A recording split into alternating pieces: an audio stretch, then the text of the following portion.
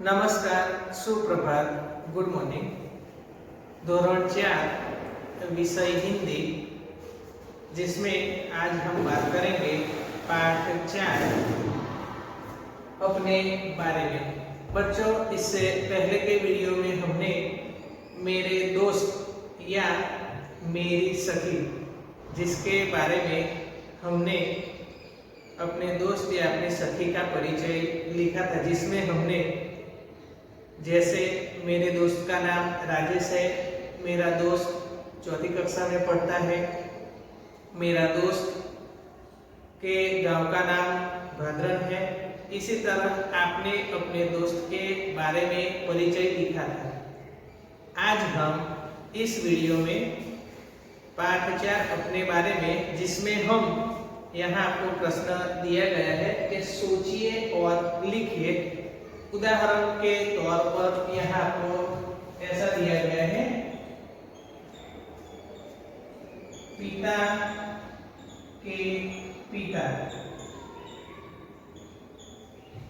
पिता के पिता, यहाँ आप हिंदी के अलावा और भी विषयों में आपने कुटुंब के संबंधों के बारे में जाना होगा।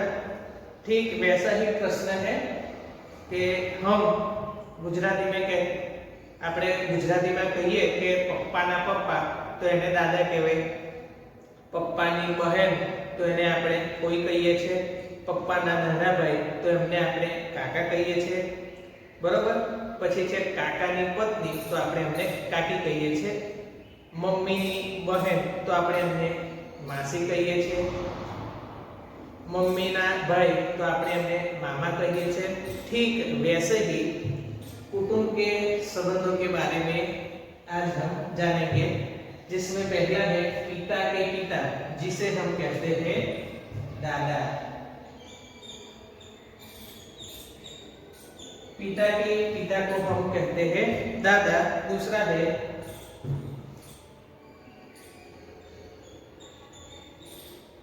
पिता की माता। जो हमारे पिता है उसकी माता जी को हम कहते हैं दादी।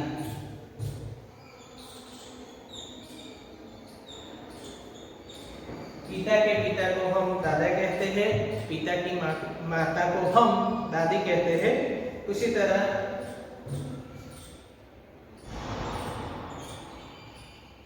माता की बहन, हमारी जो माता यानी मम्मी है उसकी बहन को हम कहते हैं मौसी।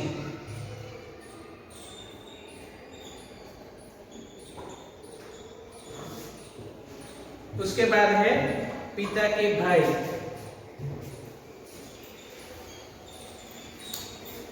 पिता के भाई, तो पिता के भाई को हम कहते हैं चाचा। जो अपने पिताजी के भाई होते हैं उसे हम कहते हैं चाचा। गुजराती में हम कहते हैं काका, हिंदी में हम कहते हैं चाचा। उसी तरह पिता की बहन, जो हमारे पिताजी होते हैं उसकी बहन, पिता की बहन। हम अपने पिता की बहन को कहते हैं बुआ। गुजराती में हम कोई कहते हैं, हिंदी में उसे कहते हैं बुआ। तो पिता की बहन तो बुआ। उसके बाद है माता के भाई।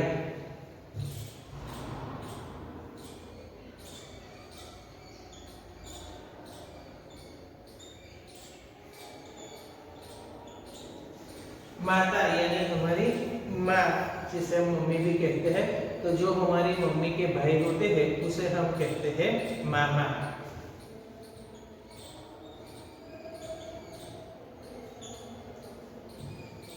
उसके बाद है माता की माता। जो हमारी माता यानी मम्मी और उसकी मम्मी, माता की माता। जो हमारी माता की भी माँ यानी कि माता जी है उसे हम कहते हैं नानी। उसके बाद है माता के पिता,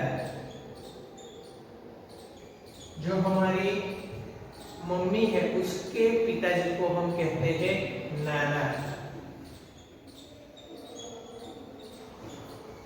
तो यहाँ हमने अपने कुटुंब के सभ्यों को हम क्या कहते हैं उसके बारे में जाना। जैसे कि पिता के पिता तो हम उसे कहते हैं दादा, पिता की माता उसे कहते हैं दादी, माता की बहन तो उसे कहते हैं हम मौसी, पिता के भाई तो उसे हम कहते हैं चाचा, पिता की बहन हम उसे कहते हैं बुआ, माता के भाई उसे हम कहते हैं मामा, माता की माता को कहते हैं नानी और माता के पिता को हम कहते हैं नाना। तो यह संबंध के आधार पर हम अगले प्रश्न की चर्चा करेंगे।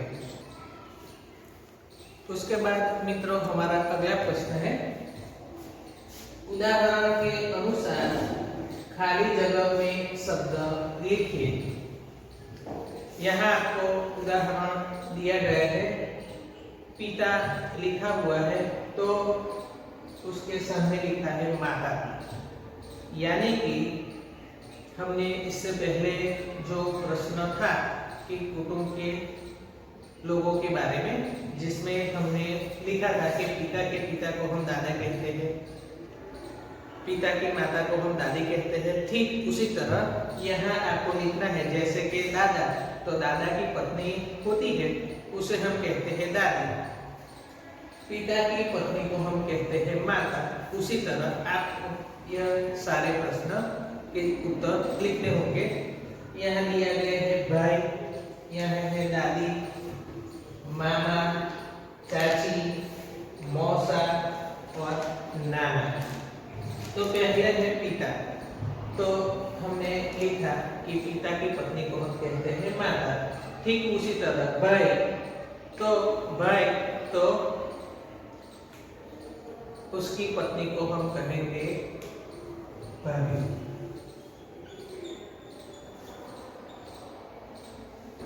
भाई तो उसकी पत्नी को हम कहते हैं भाभी। उसके बाद दादी दिया गया है, अगर पिता तो माता, जैसे हम माता लिखते हैं तो उसके सामने हम लिख सकते हैं पिता। तो दादी के पति को हम कहते हैं दादा, तो हम लिखेंगे दादा। उसके बाद है मामा, हमारी जो माता के भाई को हम मामा कहते हैं और मामा की जो पत्नी होती है हम उसे बुलाते हैं मामी। तो मामा तो हमें लिखना है मामी,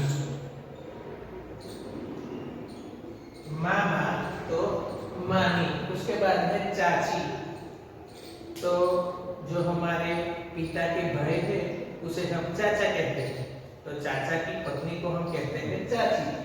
तो चाची के पति को हम कहते हैं चाचा।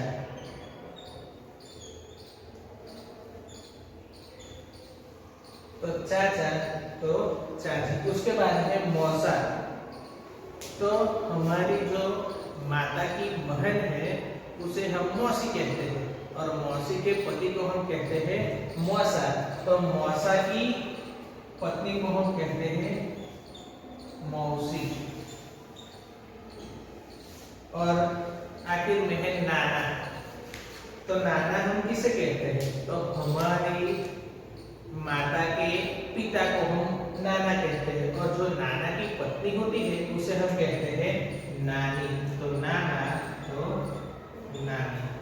तो यहाँ हम देख सकते हैं कि पिता की पत्नी को हम माता कहते हैं, भाई की पत्नी को भाभी कहते हैं, दादा की पत्नी को हम दादी कहते हैं, मामा की पत्नी को मामी, चाचा की पत्नी को चाची, मौसा की पत्नी को मौसी और नाना की पत्नी को नानी। तो हमने उदाहरण के अनुसार खाली जगह में शब्द लिखे। अब हम अगले प्रश्न की चर्चा करेंगे।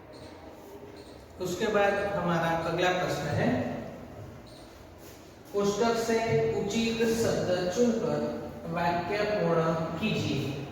यहाँ आपको तीन वाक्य दिए गए हैं जिसे हम पहले पढ़ेंगे।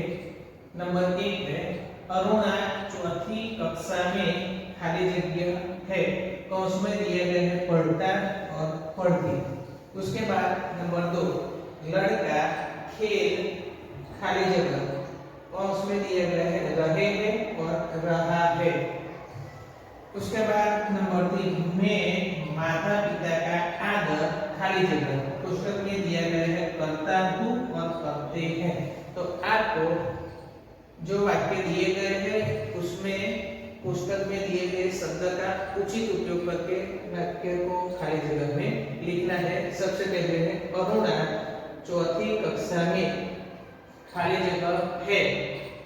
तो अरुणा वह लड़की का नाम है, तो लड़की का नाम होता है उसमें हम पढ़ता, तो पढ़ता वह लड़के के लिए उपयोग होता है। और पढ़ती हस्वई या दीर्घई की जो मात्रा आती है उसमें हम लड़की के बारे में लिख सकते हैं। तो अरुणा चौथी कक्षा में पढ़ता है, तो वह तो लड़की के लिए पढ़ता है लिखेंगे तो वह लड़का के लिए होगा, तो हमारा सही उत्तर है पढ़ती। तो अरुणा चौथी कक्षा में पढ़ती है, तो हमें खाली जगह में लिखना है पढ़ती। अरुणा चौथी कक्षा में पढ़ती है। उसके बाद नंबर 2 लड़का खेल खाली जगह रहे है और रहा है। लड़का सिर्फ एक ही है कि लड़का खेल, अब लड़का एक ही होता है तो हम लिखेंगे रहा है, और रहे हैं तो लड़का खेल रहे हैं। जब एक से अधिक लोग होते हैं उसके लिए हम रहे हैं लिख सकते हैं, लड़के खेल रहे हैं। और पर यहाँ तक एक ही लड़का है तो लड़का खेल रहा है, तो हम लिखेंगे लड़का खेल रहा है, लड़का खेल रहा है। उसके बाद में नंबर 3 मैं माता पिता का आदर खाली जगह करता हूँ और करते हैं। ठीक उसी तरह कि हम एक व्यक्ति के बारे में बात करते हैं तो करता हूँ, और एक से अधिक तो करते हैं। तो मैं माता पिता का आदर करता हूँ।